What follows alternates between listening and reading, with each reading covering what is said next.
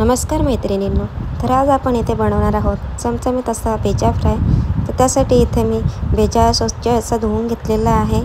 त्यानंतर इथे एका पॅनमध्ये मी तेल टाकून घेतलेलं आहे. तेल हा भेजा फ्राय करताना थोडा जास्तच टाकायचा आहे.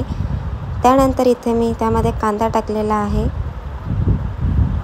कांदा हा तेलामध्ये व्यवस्थित असा फ्राय करून घ्यायचा आहे.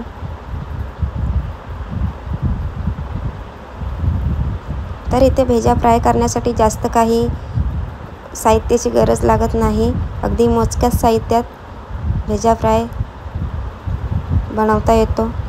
तर इथे त्यानंतर कांदा फ्राय झाल्यानंतर मी अद्रक, लसूण आणि मिरचीची पेस्ट करून टाकलेली आहे. तर इथे ही पेस्ट देखील व्यवस्थित अशी परतून घ्यायची आहे. त्यानंतर इथे मी सर्व मसाले टाकून घेणार आहे. तर इथे मी मीठ टाकून घेतलेलं आहे चवीनुसार. त्यानंतर इथे हळद, घरगुती लाल मसाला, त्यानंतर लाल तिखट, काश्मीरी लाल मिरची पावडर, त्यानंतर इथे गरम मसाला, धणे जिरे पावडर, सर्व मसाले परतून घ्यायचे आहेत.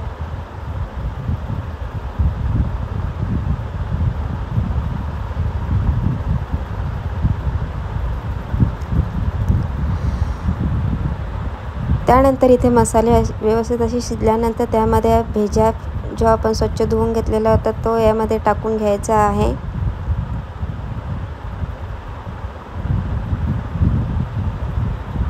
तर इथे भेजा फ्रायला जास्त वेळ लागत नाही. जसं आपण अंडा भुर्जी बनवतो त्याप्रमाणेच भेजा फ्राय बनवायचा आहे.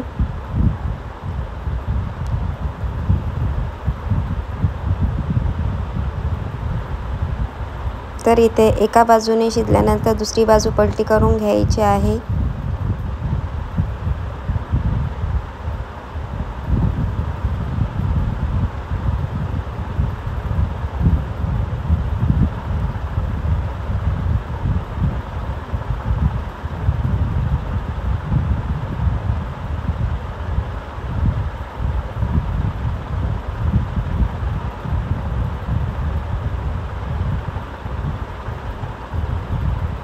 तर अशा पद्धतीने आपण दुसरी बाजू पलटी करून घेतलेली आहे.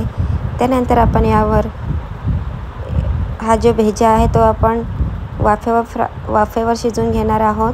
त्यासाठी मी इथे एका प्लेटमध्ये पाणी ठेवलेलं आहे आणि झाकण देऊन वर पाणी ठेवलेलं आहे.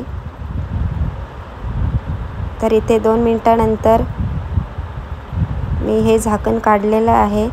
तर इथे बघा आपला भेजा हा शिजलेला आहे.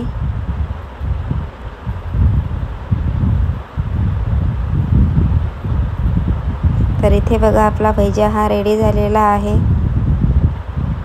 तर इथे आपण कोथिंबीर टाकून घेणार आहोत. तर हा भेजा फ्राय जो आहे तो तुम्ही भाकरीसोबत खाऊ शकता. तांदळाची भाकरीसोबत तुम्ही इथे खाऊ शकता. तर इथे बघा आपला भेजा फ्राय हा रेडी झालेला आहे. खूप छान लागतो. तुम्ही सुद्धा ट्राय करून बघा. तांदळाच्या भाकरीसोबत तर खूपच छान लागतो.